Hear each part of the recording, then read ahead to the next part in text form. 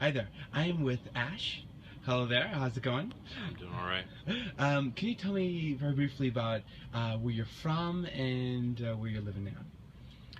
I'm originally from Central New York.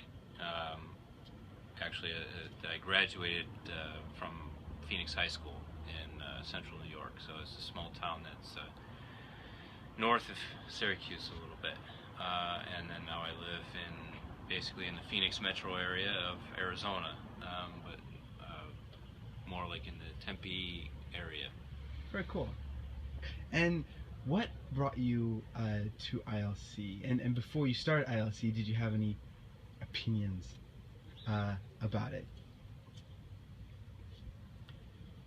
Of course, you know, everybody has, you know, like their idea of what they think like something is going to be, or what it is, or what they want.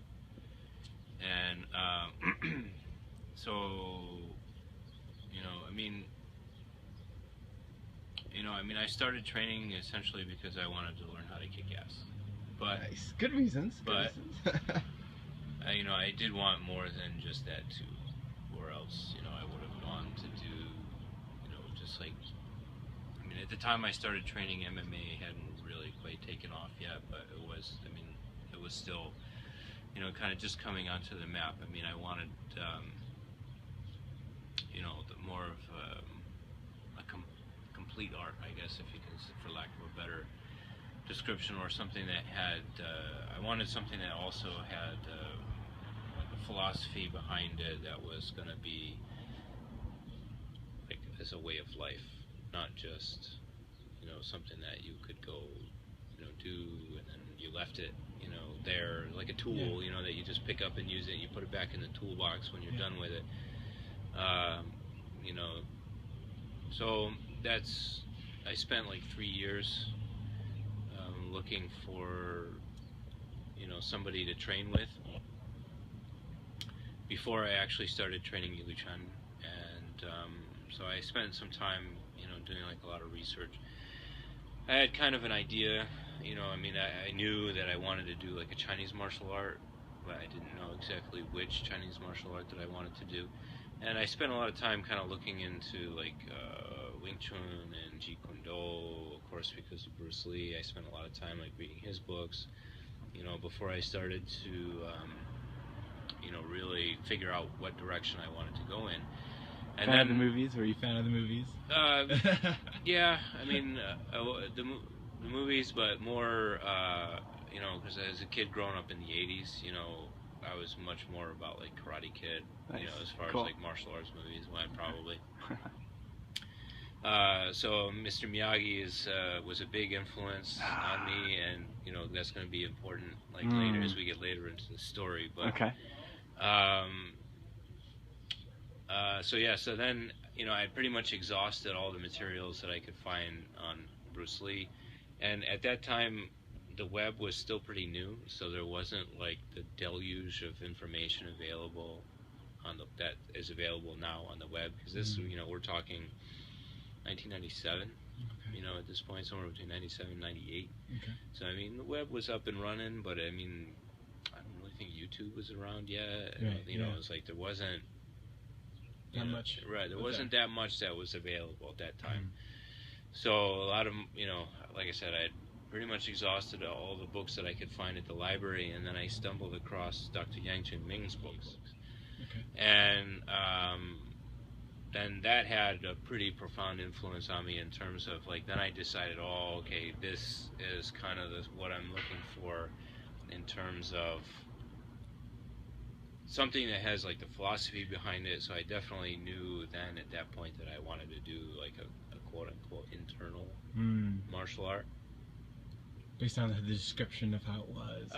Just like like I said, with the integration with the philosophy. Yeah. Right. So, and something that would have like a deeper set of principles behind it. And so then I started looking around for somebody to train with that could exemplify that.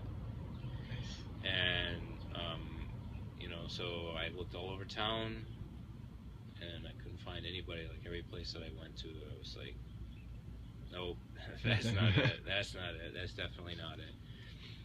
You were on the East Coast at that? No, I was out here already. I moved to Okay. Arizona in 1997. Okay. And you know, where I'm from is pretty rural. So outside of you know, like the odd karate or taekwondo class at the YMCA, there really isn't a whole lot much there. There's a little bit more now, but definitely, especially at the time, there was really like so much. And also, you know, my mom didn't really cooperate with my desire to learn martial arts. To learn martial arts, right? So then all of a sudden I got to be about 21, and I was like, hey, wait a minute, I'm an adult now. I can decide where I want my time and resources to go. So then I started looking into, okay, so now it's time to start doing something for martial art, find somewhere to get myself into. Yeah. And so yeah, so like I said, I spent 3 years total probably trying to find a teacher. And then that's when I just happened to hear about that there was going to be a demonstration that was going to take place at the Phoenix Art Museum. Oh, nice. Because Okay. they had a traveling exhibition of Chinese art that year. Okay. And so it just happened to coincide with Chinese New Year. Mm. And so I just went to check it out, and that's where I met Ray. And, you know, basically every question that I had, you know, Ray could answer and show. Wow. That was the biggest one. You know, I mean, it was like I went into one class here in town at one point, and you know, we spent all day working on, or the whole class working on this one move out of the Tai Chi form. And, you know, so 50, 60 minutes later, I'm like, okay, that was cool. What's the application for that? You know, like, how do you use that one? He says, it's a good question. Let me go look at the book. So I was like, well, I need to pay you $50 a month for it to learn out of the book. I could do that on my own. Right. That wasn't what I was looking for. So, like I said, is that, you know, every question that I had, Ray could answer. You know, Ray had spent, you know, this was, I didn't really know it at that time, but, you know, Ray had spent, you know, so many years training with Sifu at the temple. And, you know, I mean, I'm not the biggest guy in the world, but I'm still, like, on the larger end of the spectrum. And Ray is kind of small, and he was able to toss me around like a rag doll. Oh, wow. So, oh, dear. Right, so then... That must have made an impression, right, I think. Right, so then at that point, then I knew, like, okay, this is what I'm looking for. You know, there's something real here. Going on.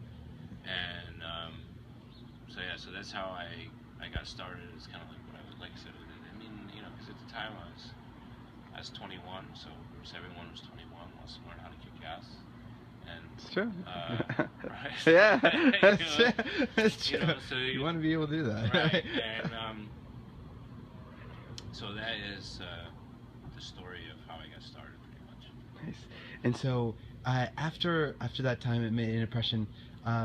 What any more changes in your mind did you have about Yi Chuan after you started? Well, yeah. At the same time, I was reading all of that stuff in a vacuum. Cool. You know what I'm saying? So anything else? Yeah. You know, maybe some of it could have been taken out of context, or you know, some of it is because it's coming from, you know, old Chinese history, old Chinese culture, a lot of that stuff, like the tradition that he's trying to preserve with that. But at the same time, it does kind of give you a lot of like the wrong ideas about certain things. Cool. And or at least, like I said, at least for me, like reading that material in a vacuum, I came to Liq Chuan with a lot of kind of wonky ideas about internal martial arts. And so I don't know, it's probably like about the 2 or the 3 year mark, you know, of training, that when I went, oh shit, this is not what I thought it was at all. But then it wasn't a bad thing, you know. It was like, okay, this is actually much better because it's more real, Mm. you know, and the benefits that I'm going to get out of it is much more real than what I had in mind, you know, at the time that I was starting. Cool. Thank you so much. Appreciate it.